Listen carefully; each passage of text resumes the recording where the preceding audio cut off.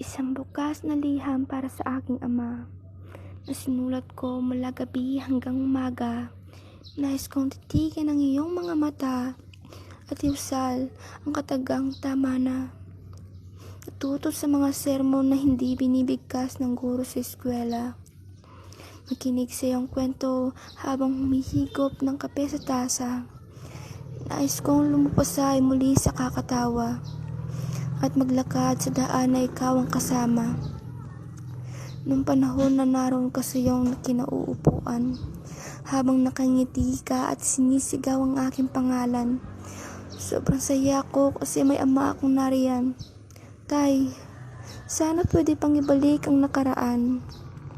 Ngunit heto ka, wala sa kitanuan at amoy alak ang hininga. Isang gapok na haligi at sarili lang ang inaalala. Tutunggain ang alak kasama ang barkada, magsasaya na para bang walang pamilya. Panandali ang ihinto ang oras mo pag nanghihina.